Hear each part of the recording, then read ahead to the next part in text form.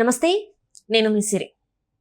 మనం చూసాం ఆంధ్రాలో బాలీవుడ్ యాక్ట్రెస్ కాదంబరి జత్వాని కేసు ఎలా ఉంది, ఏంటి, అసలు ఏం జరిగిందనేది మొత్తం తన మాటల్లోనే విన్నాం. అయితే ఆ కేసులో ఒక ఏసీపీ అధికారిని అయితే నియమించడం జరిగింది. అయితే ఇప్పుడు ఆమె తనకన్నా అంటే తన ర్యాంక్ చిన్నదైన అంటే అధికారంగా చూస్తే తన ర్యాంక్ చిన్నదైనా కూడా తనకన్నా పెద్ద స్థాయిలో ఉన్న అధికారులని బెంబేలెత్తిస్తుందని చెప్పేసి అయితే వార్తలు వస్తున్నాయి. సో మరి ఇప్పుడు కాదంబరి జత్వాని కేసులో అయితే మరి తనకి న్యాయం జరుగుతుందా, జరగదా, అసలు ఇలాంటి పురోగతి ఈ కేసులో ముందుకెళ్ళింది అనేది మనకు వివరించడానికి మనతో పాటు ఉన్నారు ప్రముఖ రాజకీయ విశ్లేషకులు రాజ సప్పసాని గారు. నమస్కారం సార్. ఇప్పుడు చూస్తుంటే స్రవంతి రాయ్ ఎట్లా అంటే తను ఒక ఏసీపీ అయినప్పటికీ తనకన్నా పై అధికారులని అంటే ఎవరెవరైతే అధికారులు ఉన్నారో వాళ్ళు ఇప్పుడు ఆమెను చూసి భయపడే పరిస్థితిలో వచ్చారని చెప్పేసి మరి వార్తలు వస్తున్నాయి. మరి నిజంగానే కాదంబరి జత్వాని కేసులో ఆమెకి నిజంగానే న్యాయం జరిగే అవకాశం ఉందంటారు?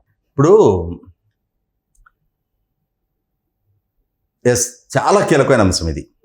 ఎందుకనంటే కాదంబరి జత్వాని ఇష్యూ ఎప్పుడూ ఫిబ్రవరి నెలలో జరిగిపోయిన సంఘటన. జగన్మోహన్ రెడ్డి గారి ప్రభుత్వం అధికారంలో ఉన్న రోజు, ఆ రోజు సజ్జన్ జిందాల్ గారికి ముంబైలో ఎదురైన ఒక అసౌకర్యాన్ని సార్ట్అవుట్ చేయటం తమ గురుతర బాధ్యతగా భావించిన జగన్మోహన్ రెడ్డి గారి ప్రభుత్వం సజ్జన్ జిందాల్ గారికి కంట్లో నలుసుగా మారిన కాదంబరి జత్వానీని కాళ్ళబేరానికి తెప్పించడంలో భాగంగా జరిగిన ఇన్సిడెంట్కి ఆంధ్రప్రదేశ్ రాష్ట్రానికి సంబంధం లేదు, ఆంధ్రప్రదేశ్ ప్రభుత్వానికి సంబంధం లేదు, ఆంధ్రప్రదేశ్ పోలీసులకి సంబంధం లేదు. సజ్జన్ జిందాల్ అండ్ కాదంబరి జత్వానీ మధ్య ఒక రేప్ కేసు, బాధితురాలుగా కాదంబరి జత్వాని, సజ్జన్ జిందాల్ తను రేప్ చేశాడు అనే కేసు ముంబైలో నమోదైంది. బాంద్రా కుర్లా కాంప్లెక్స్ పోలీస్ స్టేషన్లో అక్కడ నమోదైంది. ఆ నమోదైన నేపథ్యంలో జగన్మోహన్ రెడ్డి గారితో ఉన్న సన్నిహిత సంబంధాల నేపథ్యంలో సజ్జన్ జిందాల్ జగన్మోహన్ రెడ్డి గారిని కలవటం, జగన్మోహన్ రెడ్డి గారి ప్రభుత్వం సజ్జన్ జిందాల్ గారి రెస్క్యూకి వెళ్ళాలి అని చెప్పి నిర్ణయించుకోవటం, జగన్మోహన్ రెడ్డి గారి ఆదేశాలతోటి నాటి ఇంటెలిజెన్స్ చీఫ్ పిఎస్ఆర్ ఆంజనేయులు గారు ఆయన స్వయంగా దాన్ని భుజస్కంధాల మీదకి ఎత్తుకొని ఒక ఆడపిల్లని బై హుక్ ఆర్ కుక్ ఏదో ఒక విధంగా కాళ్ళబేరానికి రప్పించి సజ్జన్ జిందాల్ మీద ఉన్న కేసుని విత్డ్రా చేయించాలి అని చెప్పని ఒక కుట్రకోణంతో అన్ని రకాల ఉల్లంఘనకు పాల్పడ్డారు, అరాచకంగా వ్యవహరించారు. పోలీసులు కాదంబరి జత్వానీని వాళ్ళ తల్లిదండ్రుల్ని తప్పుడు కేసులతో అరెస్ట్ చేశారు. దానికి కుక్కల విద్యాసాగర్ అనే అతను సహకరించాడు. ఇవన్నీ మనం గతంలో చర్చించుకున్నాం సరే. ఎప్పుడైతే ఈ ఇష్యూ మీడియాలో హైలైట్ అయిందో, ఆంధ్రప్రదేశ్ రాష్ట్ర పోలీసులు వ్యవహరించిన తీరు జాతీయ స్థాయిలో చర్చనీయాంశంగా మారిందో, ఎవరో ఒక కార్పొరేట్ అతను ఎక్కడో ఒక క్రైమ్ కమిట్ అయ్యాడా అవ్వలేదా అక్కడ విచారణలో తేలుతుంది.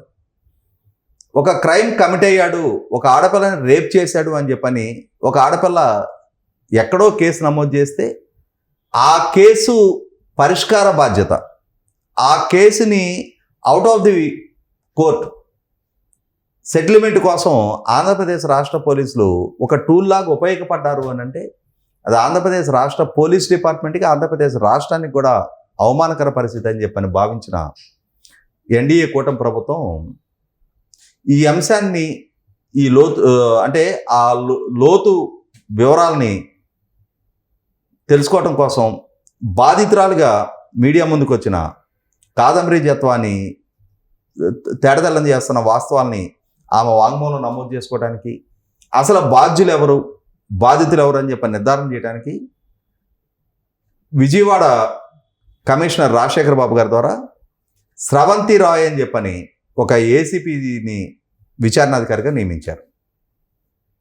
ఇక్కడ చాలామంది నొసలు ముడేశారు. ఇదేంటి, అవతల వైపు ఆరోపణలు ఎదుర్కొంటున్నదేమో డైరెక్టర్ జనరల్ స్థాయి అధికారులు, విజయవాడ ఫార్మర్ కమిషనర్ ఐపీఎస్ అధికారి విశాల్ గున్ని, కాంతిలాల్ రాణా టాటా, అలాగే డైరెక్టర్ జనరల్ హోదాలో ఉన్న ఇంటెలిజెన్స్ చీఫ్ సీతారామాంజనేయులు గారు, ఇంకా ఇన్స్పెక్టర్లు చాలామంది ఉన్నారు. మరి ఆ స్థాయి అధికారులని విచారించే అధికారం వాళ్ళ కింద సబార్డినేట్ అధికారిగా ఉన్న స్రవంతి రాయ్ గారు ఆ విచక్షణ అంటే ఇన్వెస్టిగేటింగ్ ఆఫీసర్గా పూర్తి అధికారాన్ని ఉపయోగించి తనకన్నా సుపీరియర్ అధికారులని విచారించగలుగుతుందా లేదా, అసలు ఈ కాదంబరి జత్వానికి న్యాయం జరగటానికి ఆస్కారం ఉందా లేదా, తన సుపీరియర్ అధికారులను విచారించే సందర్భంగా నిన్నటి వరకు వారి ఆదేశాలు పాటించిన తను ఇప్పుడు వారి మీద వస్తున్న ఆరోపణలు విచారించాలి అని అంటే నిష్పాక్షికంగా నిర్భయంగా విచారించాలి. ఆ స్థాయి ఒక మహిళా సబార్డినేట్ ఆఫీసర్ ఆ పరిణతి ప్రదర్శించగలుగుద్దా లేదా అనే రకరకాల అనుమానాలు ఉంది వాస్తవం. కానీ పోలీసు డిపార్ట్మెంటు ప్రదర్శించిన చొరవ వల్ల కాదంబరి జత్వాని ఓపెన్ అయ్యి తన దగ్గర ఉన్న పూర్తి సమాచారాన్ని పోలీసులకి అందించిన నేపథ్యంలో తాను ఎదుర్కొన్న ఇబ్బందులు కష్టాలు అన్నీ పోలీసులకు తెలియజేసిన నేపథ్యంలో వారి కుటుంబ సభ్యుల వాంగ్మూలాన్ని కూడా నమోదు చేసుకున్న నేపథ్యంలో టెక్నికల్ అండ్ ఫోరెన్సిక్ ఎవిడెన్సెస్ కూడా అన్ని గ్యాదర్ చేస్తూ స్రవంతి రాయ్ కొనసాగించిన విచారణ ఒక రకంగా అంతటి సీనియర్ అధికారులకి ఉచ్చు బిగిస్తుంది అనేది వాస్తవం. ఇవాళ ఏమేమి తేడా తెలవైనవి, ఫిబ్రవరి 2వ తారీఖు ఉదయం 11 గంటలకి ఈ కుక్కల విద్యాసాగర్ అనే అతను ఈ అమ్మాయి మీద ఫిర్యాదు చేశాడు కాదంబరి జత్వాని మీద. కానీ ఆ రోజు ఉదయం 6 గంటల ఫ్లైట్కే ఉదయం 8:30కి ఇతను ఫిర్యాదు నమోదు చేశాడు. 6 గంటల ఫ్లైట్కే పోలీసు అధికారులు ముంబై బయలుదేరి వెళ్ళిపోయారు. సహజంగా ఫిర్యాదు నమోదైనాక ఆ ఫిర్యాదుకు సంబంధించి ఎవరిని అరెస్ట్ చేయాలి ఏంటి అనేది పోలీసులు ఒక టీంని కాన్స్టిట్యూట్ చేసి ఆ టీం ద్వారా అరెస్టులు చేయిస్తారు.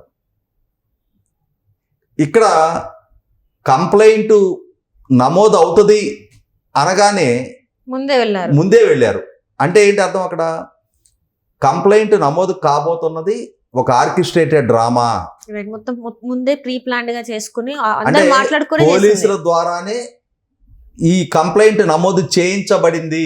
ఈ కుక్కల విద్యాసాగర్ అనే అతను ఒక సాధనంగా ఉపయోగపడ్డాడు.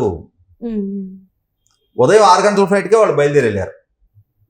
ఇంకా విచిత్రమైన అంశం ఏంటి అంటే ఫిబ్రవరి 1వ తారీఖు రోజు ఈ టికెట్లు బుక్ అయినాయి. ఈ సాక్ష్యాధారాలు మొత్తం కూడా స్రవంతి రాయ్ గారు సేకరించారు. అంటే ఏంటి దాని అర్థం, అక్కడ వీళ్ళు ముందస్తుగానే రచించిన ప్రణాళికని అమలు చేశారు. కాదంబరి జత్వాని అరెస్టు, కాదంబరి జత్వాని మీద కేసు నమోదు ఇవన్నీ కూడా పోలీసుల ద్వారా సృష్టించబడ్డ డ్రామా. మనం అంకురం అని చెప్పని ఒక సినిమా చూసాం, ఓంపురి యాక్ట్ చేస్తాడు. అందులో రేవతి న్యాయ పోరాటం చేస్తుంది. అంటే ఈ ఓంపురి మీద ఒక నక్సలైట్గా ముద్రేసి అతను అరెస్ట్ చేస్తారు, అతని కస్టడీలో టార్చర్కి గురి చేస్తారు. కానీ అతను తనతో పాటు ట్రైన్లో ట్రావెల్ చేశాడు, అతనికి ఒక పసిపిల్లాడు ఉన్నాడు. ఆ పసిపిల్లాడు ఈ అమ్మాయి చేతికి అప్పచెప్పేసి, అంటే అతను ఒక రైల్వే స్టేషన్లో ఆ పసిపిల్లాడు ఏడుస్తుంటే పాలు కోసం అని చెప్పని రైల్వే స్టేషన్లో దిగుతాడు. ఇక దిగిన అతను ఇక ట్రైన్ ఎక్కడో, అంటే అతను పోలీసులు తీసుకెళ్ళిపోతారు నక్సలైట్ అని చెప్పని. ఈ పిల్లాడిని తీసుకొని అత్తగారింటికి వస్తే అమ్మాయి కొత్తగా పెళ్ళైన అమ్మాయి, ఈ పిల్లాడితోటి వస్తే ఆ అమ్మాయి కాపురంలో సమస్యలు ఎదురవుతాయి. ఈ అమ్మాయి చేస్తున్న న్యాయ పోరాట నేపథ్యంలో పోలీసుల నుంచి వేధింపులు ఎదురవుతాయి. ఆ అమ్మాయి ఇల్లు మొత్తం ధ్వంసం చేస్తారు. అమ్మాయి తల్లిదండ్రులు తోపుటు ఈ అమ్మాయికి అండగా నిలబడతారు. అంతిమంగా న్యాయస్థానంలో న్యాయాన్ని గెలిపించుద్ది అమ్మాయి. ఒక ఒంటరి పోరాటం చేసిన ఒక బాధితుడి పక్షాన నిలబడి ఒంటరి పోరాటం చేసిన ఒక మహిళగా ఒక వీరోచితంగా ఆ సినిమా చాలా అవార్డులు తెచ్చుకుంది. అదే సీన్ ఇవాళ నిజ జీవితంలో కనిపిస్తుంది. పోలీసులు పథక ప్రకారం ఒక ఆడపిల్లని తప్పుడు కేసులు ఇరికించి బాధితురాల పక్షాన్ని నిలవాల్సిన పోలీసులు ఎవరో కార్పొరేట్ వాళ్ళ పక్షాన్ని నిలిచి ఆ కార్పొరేట్ వాళ్ళకి లబ్ధి చేకూర్చడం కోసం ఈ అమ్మాయిని ఈ అమ్మాయి కుటుంబాన్ని వేధింపులకు గురి చేసి భయంకరమైన టార్చర్కు గురి చేసి ఆడపిల్లని అవమానకరంగా ఫోటోలు వీడియోలు తీసి అంటే రెగ్యులర్ పోలీసింగ్కి విరుద్ధమైన కార్యక్రమాల్లో ఇన్వాల్వ్ అయ్యి ఒక నేరపూరిత ఒక ప్రొఫెషనల్ సుపారీ తీసుకొని వ్యవహరించే ముంబై మాఫియాకి వీళ్ళకి తేడా లేకుండా వ్యవహరించారు. ఈ అంశాల మొత్తాన్ని ఇవాళ స్రవంతి రాయ్ ఎస్టాబ్లిష్ చేస్తూ ఉన్నారు. ప్రజలలో కలిగిన అనుమానాలని పటాపంచలు చేస్తా, నేను ఒక ఐఓగా ఉన్నప్పుడు నా ముందు నిలబడ్డ వాళ్ళని నేను అక్యూజ్డ్గానే పరిగణిస్తా, వాళ్ళ స్థాయితో నాకు సంబంధం లేదు అని చెప్పని, నా సుపీరియర్స్ అయినా నేను లెక్క చేయను అని చెప్పని, మనం జస్టిస్ చౌదరి సినిమాలో పాట వింటాం. న్యాయం చెప్పే స్టేజ్లో నేను ఉన్నప్పుడు అంటే చట్టానికి న్యాయానికి ధర్మానికి అని చెప్పని ఒక పాట, ఎన్టీ రామారావు గారి పాట, న్యాయమూర్తిగా నేనున్నప్పుడు న్యాయస్థానం నాదైనప్పుడు అని చెప్పని. అలాగే స్రవంతి రాయ్ గారు కూడా ఐఓగా నేనున్నప్పుడు, నేను బాధితుల పక్షాన విచారణ చేస్తా ఉన్నప్పుడు, నేను విచారిస్తున్న వాళ్ళ స్థాయితో నాకు సంబంధం లేదు, వాళ్ళని నేను అక్యూజ్డ్గానే పరిగణిస్తా అని చెప్పని వాళ్ళ ఒక రకంగా తను ఈరోజు ఈ వివరాలు మొత్తం బయట పెట్టడం ద్వారా తన సుపీరియర్ అధికారులకు ఉచ్చు బిగించింది. తప్పు చేసిన తన సుపీరియర్ అధికారులనైనా సరే చట్టం ముందు దోషులుగా నిర్ధారణ చేస్తాం, నిలబెట్టి తీరుతామని చెప్పని పోయిన ఆంధ్రప్రదేశ్ రాష్ట్ర పోలీసు పరువు ప్రతిష్టల్ని ఇటువంటి స్రవంతి రాయ్ లాంటి అధికారులు తిరిగి నిలబెట్టారు. బాధితురాలుగా మారిన ఒక మహిళకి అండగా ఒక మహిళా పోలీస్ అధికారినే ఇవాళ బాధితుల పక్షాన మేము నిలబడతాం అని చెప్పని. అంటే ఇక్కడ ఏమైంది, పాలకులు మారారు. జగన్మోహన్ రెడ్డి గారి నుంచి చంద్రబాబు నాయుడు గారి ప్రభుత్వంలో ఇవాళ పోలీసులకి స్వేచ్ఛ దొరికితే ఏ స్థాయిలో పనిచేయగలుగుతారు, ఆ రోజు ఏ విధంగా పనిచేశారు, ఇవాళ ఏ విధంగా పనిచేస్తున్నారు అనడానికి ఈ ఇన్సిడెంట్ ఒక రుజువు, సాక్ష్యంగా మనం పరిగణించవచ్చు. Right sir. అంటే మొత్తానికైతే ఇప్పుడు నుంచి వెళ్ళి పోలీస్ వ్యవస్థ అనేది మార్పు చెందింది. ప్రజలకి ఎట్లాంటి కష్టం ఉన్నా కూడా వాళ్ళు ముందు ఉంటారు అనేది దీంతోనే తేట తెల్లమైందని అంటారు. Right sir, right. Thank you so much.